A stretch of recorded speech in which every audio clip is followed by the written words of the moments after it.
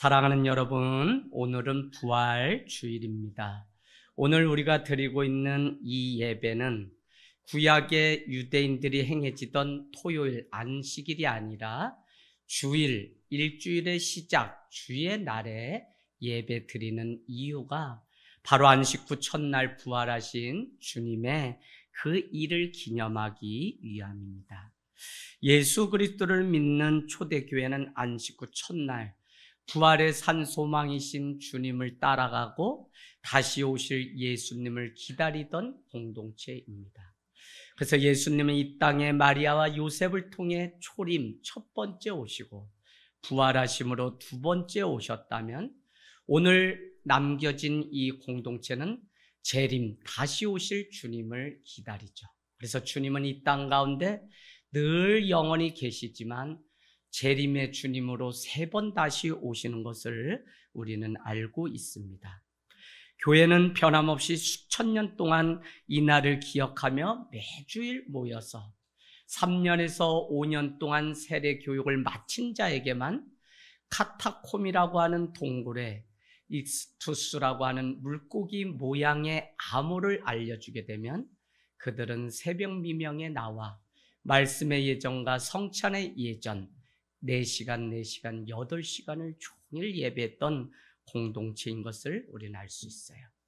벌써 오늘 우리가 읽은 말씀에는 7절에 가보시면 그 주간의 첫날에라고 하는 단어가 시작되는 것을 보면 그 주간의 첫날에는 다른 것이 아니라 안식일이 아니라 주님이 부활하신 주일에 예배를 드리는 초대교회였음을 우리는 볼 수 있습니다. 여러분, 구약의 안식일은 지키지 않으면 죽음을 당하는 성문법이죠. 그래서 모세의 십계명 안에 거룩히 안식일을 지키라고 말씀했다면 부활하신 주님의 이름을 기억하는 그날은 드려도 되고 안 드려도 되는 그런 날이 아니라 주님의 그 부활의 기쁨 때문에 기꺼이 그 자리에 나가서 자발적으로, 그래서 이제는 성문법이 아니라 은혜의 법에 각자가 순종해서 주일을 지키는 날로 바뀐 것입니다. 오늘 우리가 읽은 이 말씀은 드로아라고 하는 곳에 도착한 바울의 그 사건이죠. 오늘 이 일이 끝나고 나면 앗소라고 하는 이틀이 지난 후에 가게 되는데요. 13절부터 이제 앗소가 등장하게 됩니다. 그래서 6절에 우리는 무교절 후에 빌립보에서 배로 떠나 닷새만에 드로아에 있는 그들에게 가서 이레를 머무니라고 시작하면서 그 주간에 행한 것이 있는데 떡을 떼는 일들이 있었다는 것입니다. 여기서 떡은 우리가 그냥 육신적으로 먹는 그런 떡이 아니라 말씀의 떡인 동시에 예수님의 살과 피를 먹고 마시는 성찬의 그 떡을 의미합니다. 당시 두루아라고 하는 곳은 아시아와 유럽을 잇는 항구 도시입니다. 황제가 만든 도수교로 유명한 명물 중에 하나입니다. 초대교회 풍경이 되게 그러했듯이 아무개의 집에 일요 모임이 있었던 것이죠. 밤이 깊도록 바울의 강론이 계속 이어지는데 한 청년이 3층 창문에 걸터 앉았다 몹시 졸음으로 인해 그만 땅에 떨어져 죽고 말았다는 것입니다.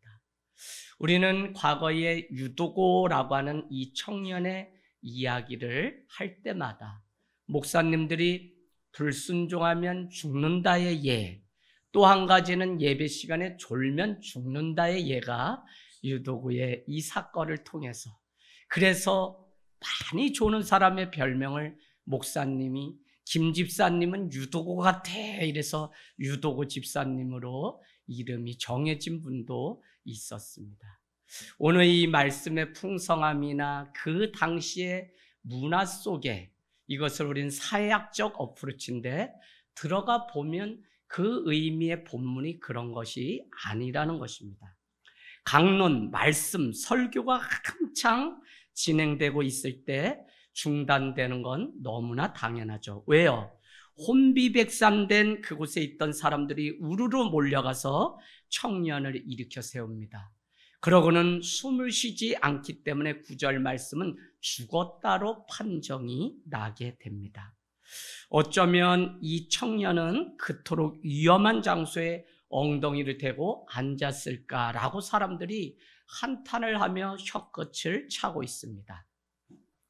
좀 부지런히 몸을 움직여서 일찌감치 예배에 나왔다면 안전한 자리를 선점할 수 있었을 텐데 늦게 오더니 저희를 당하는구만 이라고 사람들이 싸고 진다고 말을 했을지도 모릅니다. 늦게 온 턱에 창문 턱에 걸터 앉는 것까지는 우리가 충분히 이해할 수 있는데 얼마나 정신줄을 놓았으면 졸다가 3층에서 떨어져 죽었을까라고 사람들이 폄하할 수도 있다고요.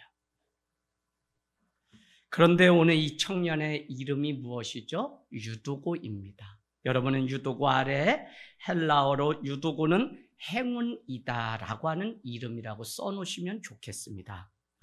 왜 이것을 제가 오늘 중요시 근거로 잡냐면 지금까지 상황으로 볼 때 그 이름에 걸맞는 유두고가 아니죠.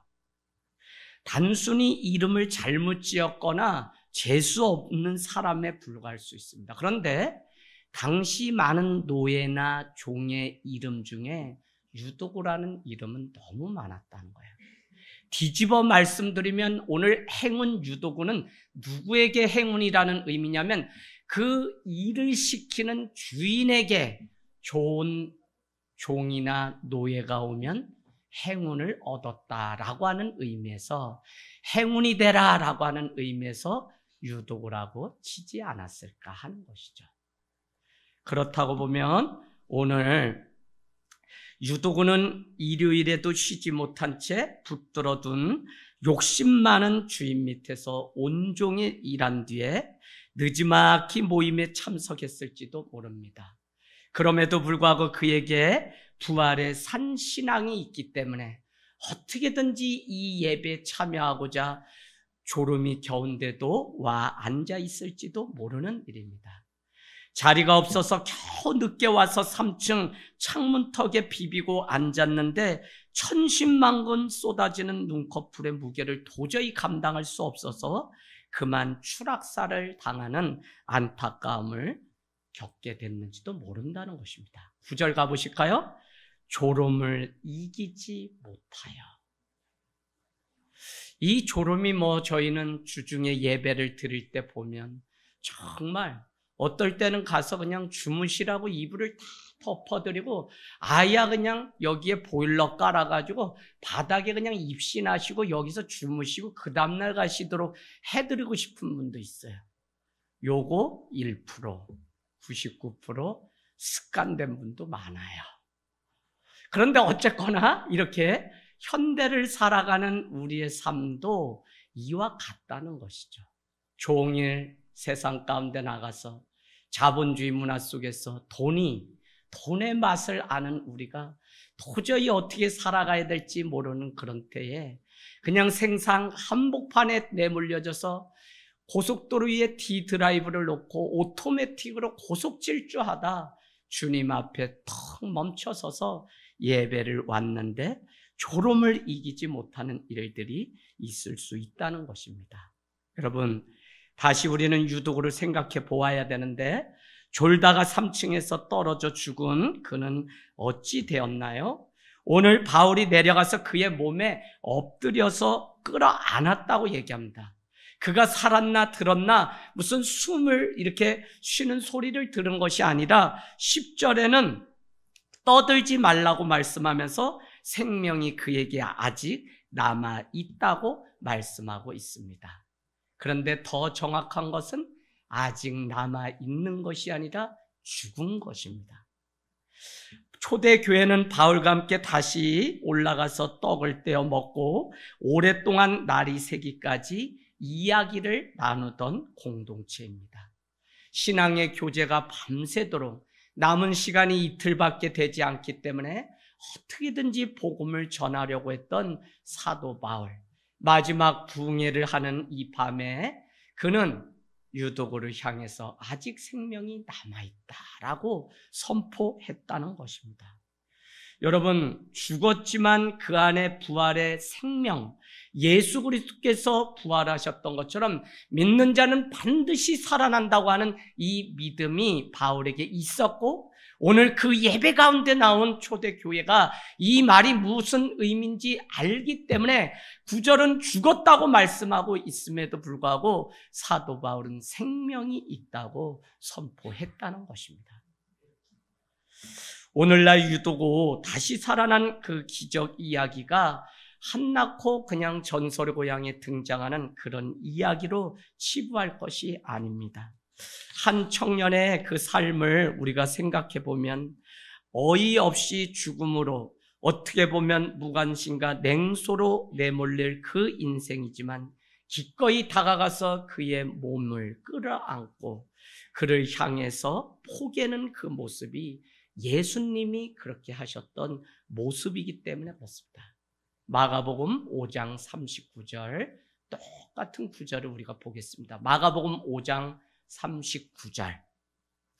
마가복음 5장은 회당장 야이루의 딸이 12해 동안 혈루병을 앓는데 예수님이 갔더니 이미 죽어서 사람들이 다 울고 있는 장면인데, 그때도 예수님은 5장 39절에 뭐라고 말씀하시는지 우리가 같이 보려고 합니다. 5장 39절 읽겠습니다. 시작. 너희가 어찌하여 떠들며 우느냐? 이 아이가 죽은 것이 아니라 잔다라고 했다는 것입니다. 그랬더니 어떻게 해요? 그 앞에 사람들이 비웃었다는 것이죠. 죽은 거지 어떻게 잔다고 말하냐고 사람들은 비웃기 시작합니다. 하지만 예수님은 그 아이의 손을 잡고 달리다굼 하고 외치자 12의 혈루병을 앓아서 무덤 가운데, 암흑 같은 인생 가운데, 죽음 가운데 있던 많은 사람들이 그의 죽음 앞에 장례를 치르며 눈물을 흘리던 그곳에서 다시 살아나서 뛰기도 하고 걷기도 하는 부활의 산소망이 먼저 기록된 이 최초의 복음서 마가복음. 우리는 여러분 오늘 이 말씀을 통해서 몇 가지를 좀 점검해 볼 필요가 있는데, 먼저는 불리한 환경을 이기고 말씀 앞에 나온 유도구의 모습을 저는 오히려 인정해 주고 싶습니다. 유도구라고 하는 이름은 뭐라고요? 종이나 노예에게 붙여진 이름이라고 말씀드렸고, 행운이라고 그렇게 말씀드렸습니다. 유도구는 내일도 할 일이 많은 종에 불과합니다. 어쩌면 주일인 그날에도 그는 일을 놓지 못하고 그 시간까지 일을 하다, 그 안에 마지막 남은 예수 그리스도에 대한 신앙이 있기 때문에 그 예배 자리를 포기할 수 없어서 왔다고 하는 것을 우리는 생각해 볼 수 있습니다. 그렇지만 그는 졸리고 피곤하고 힘들어도 끝까지 바울의 마지막 설교의 자리를 떠나지 않고 지키려고 했던 예배자였습니다. 그렇게 졸 때 뭐라고 하지 마십시오. 그렇게라도 주님 앞에 온 것이 대단한 어떤 사람의 인생도 있으니까요. 그래서 그동안 전통적으로 해석해온 방식은 사회학적으로 마치 그 이름 가운데 담긴, 당시 빌레몬은 뭐죠? 빌레몬 1장 1절은 예수 그리스도를 위하여 갇힌 나 바울은 형제 디모데와 우리의 사랑을 받는 자요 동역자인 빌레몬과 군사된 병사라고 하면서 악기뽀가 소개되죠. 그때 뭐냐면 사랑받는 자요라고 하는, 사랑받다라고 하는 것이 누구요?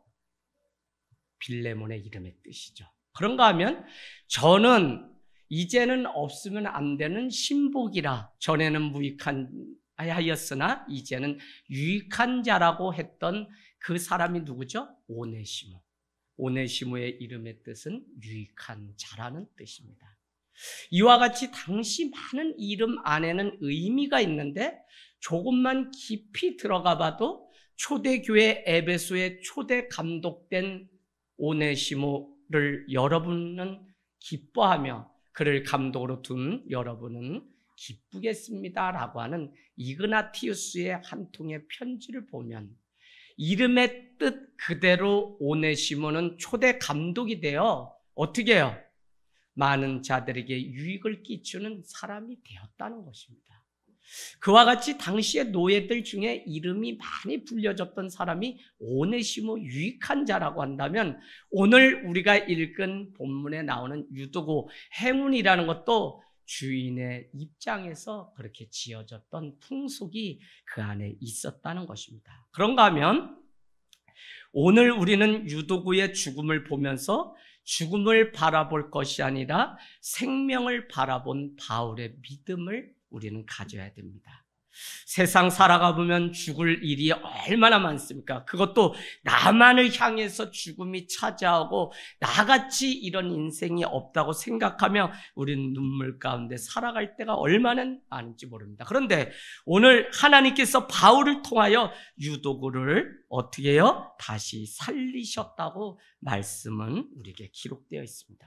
사도 바울이 주일 예배에서 선포된 말씀의 핵심은 뭐냐면 십자가와 부활이라고 하는 그것이 그날 메시지의 전부였을 것입니다. 그래서 떡을 떼며 성찬을 나누는데 9절은 그는 죽은 것이지 산 것이 아니고 아직 재수 좋게 행운이 있어서 생명이 조금 남아있는 그것이 아니라 완전히 죽었지만 10절은 어떻게 해요? 그를 앉자마자 사도 바울의 고백은 생명이 그에게 있다라고 고백했다는 것입니다.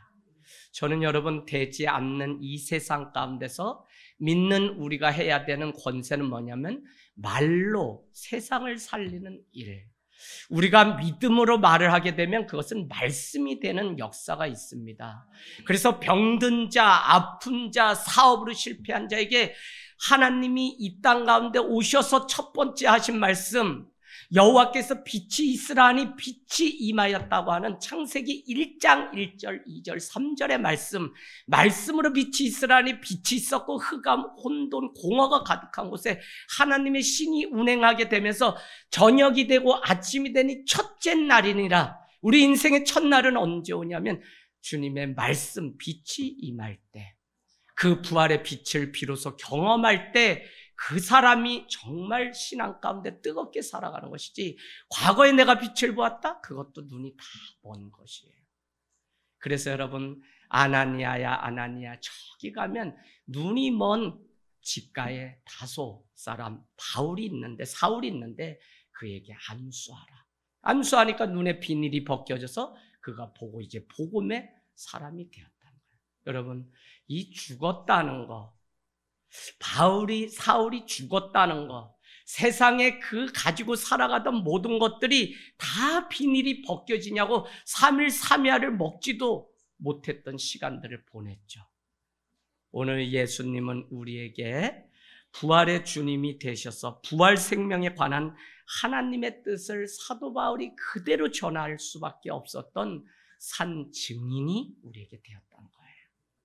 저는 그동안 사복음서에서 부활절 설교 메시지를 늘 했는데 사도행전을 읽어가는데 이 말씀이 딱 제 마음에 와닿으면서 올해는 내가 최초로 이 복음서를 가지고 사도행전을 가지고, 그래서 여러분은 오늘 이 사건 뒤에 13절에 가보면 앗소로 가고요, 바울을 태우려고 앗소로 가는데 바울은 이미 걸어서 그곳으로 또 가게 되고 거기에 배가 기다리고 있고, 14절에 가면 미둘레나, 또 16절에 아시아 에베소 쭉 하면서 17절에 가면 에베소 교회를 3년 밤낮 사역했던 교회를 떠나게 되는데 뭐라고 말씀하냐면 23절에 가보실래? 23절, 오직 성령이 각 성에서 내게 증언하여 결박과 환난이 나를 기다린다고 하시나, 성령이 알려줬다고요. 너가 정말 저 안디옥 붕이 일어난 그곳으로 가서 복음을 전해야 되는데 너는 할 수만 있으면 예루살렘, 저 로마로 가려고 하는 그 이유가 무엇인지 모른다. 성령이 알려줍니다. 그 성에 가면 환난과 핍박이 기다린다고 하는 거예요. 그러나 부활의 산 소망을 보았고 오늘 유두고가 공동체 안에 다시 살아나는 부활의 그 경험 때문에 사도 바울은 뭐라고 고백하냐면 24절에 내가 달려갈 길과 주 예수께 받은 사명 곧 하나님의 은혜의 복음을 증언하는 일을 마치려 하면은 나의 생명조차 조금도 귀한 것으로 여기지 않겠다는 것입니다. 23절 오직 성령이 각성해서 내게 증언하여 결박과 환난이 나를 기다린다라고 하심에도 불구하고 나는 주의 복음을, 이 부활의 산 소망을 전하는 일에는, 더구나 로마가 지배하고 있는 저 큰 성읍에 가서 복음 전하고 이 부활의 소식을 전하는, 여러분 오늘 그냥 가지 마시고 계란 가지고 교회 소식지 가지고 가셔서 가장 낮은 자리에 있는 소장님들, 청소하시는 분들, 주일에 쉬셔야 되는데 그분들 조금만 뭐 떨어지면 얼마나 유세를 떠는지, 다 도찐 개찐인데 어떻게 우리가 사람을 이렇게 무시하며 살아가는 나라가 되냐. 여러분 절대 그러시면 안 돼. 그러시면 혼나요. 사람을 귀하게 여겨야지 어떻게 하는 일에 따라 사람을 평가하고 막 이렇게 함부로 합니까? 오늘 여러분 꼭 아파트 관리 들어가서, 아니면 가다가 소방서가 있거나 경찰서가 있으면 요 계란 바구니 그거를 드리고 여러분은 그냥 드시면 될 것 같아요. 오늘 유도고가 바로 그런 자예요.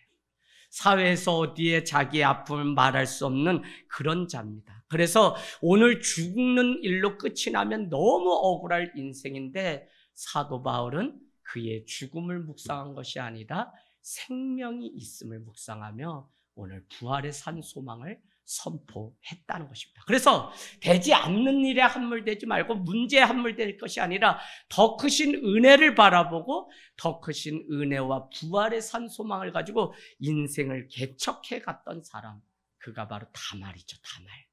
어떻게 해서든지 당시 고대 근동에 정말 대를 잇지 못하면 찾지도 않던 그 며느리의 이름 다말.